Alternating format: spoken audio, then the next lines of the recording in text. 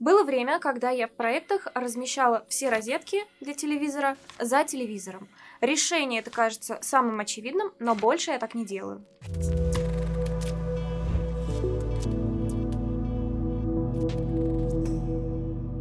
Проблема в том, что так телевизор всегда будет отставать от стены. И если у вас траектория движения по квартире расположена таким образом, что вы ходите и видите при проходе торец телевизора, то это значит, что вы будете видеть и эти розетки, и провода, и все вот эти вот крепления. А это бывает в большинстве детских, спален, гостиных и кухонь. Получается, что почти всегда эти оттопыренные торчки видны и мучают перфекционистов. К тому же, если телевизор висит в проходе, то вы можете задеть его плечом или головой, если вы маленький ребенок. В общем, я начала искать решение, как сделать так, чтобы телевизор плоско примыкал к стене, и меня не выводило из дзена это торчание. Я сразу отбросила вариант, в который он устанавливается перед нишей, в которой есть розетки. И это практически нигде не получается, потому что в тонкой стене сделать нишу невозможно, а в несущей запрещено. Это надо, чтобы были какие-то наращивания, ниши, перепады в уровнях, в общем, другой редко встречающийся рельеф, не вариант. А потом я нашла систему One Connect от Samsung. Это коробочка, куда подключаются все провода. Питание, ТВ, интернет, флешки, что угодно, что хотите. А из него уже к телевизору выходит один тоненький полупрозрачный проводок, который в принципе не очень заметен, если его просто так бросить. Плюс у них есть крепление No Gap, которое за счет своей конструкции и формы задней спинки телевизора позволяет придвинуть его к стене максимально вплотную. Эти функции есть в QLED-телевизорах Samsung, начиная с Q80R и в The Frame. Но мне этого было мало, поэтому я решила топить этот полупрозрачный проводок в штукатурке, чтобы он вообще исчез. Так можно делать. То есть вы смотрите на этот провод телевизора по-другому, вы воспринимаете его как часть черновой электрики помещения.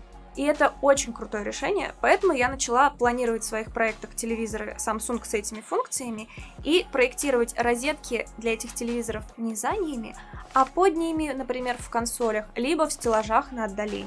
Но недавно один мой заказчик не захотел топить провод в штукатурке, а захотел иметь возможность заменить его без реставрации стены. Тогда мы со строителями придумали систему подключения через кабель-канал. Мы можем вот это вырезать, крышечку снять. И вот в этом месте тоже мы можем вырезать, крышечку снять.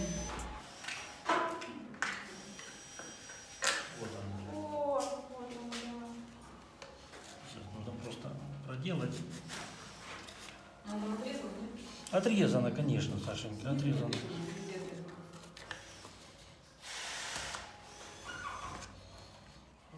Шпаклевочка плотненькая, хорошая просто.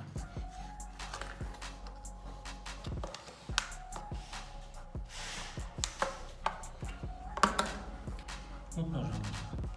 Точно такая же ситуация у нас вот здесь, да, что мы можем достаточно, мы можем туда пропихнуть, закрыть, отрезать вот так вот, или просто вырезать небольшое вот здесь отверстие, чтобы вытащить этот кабель, поставить обратно и все это заделать.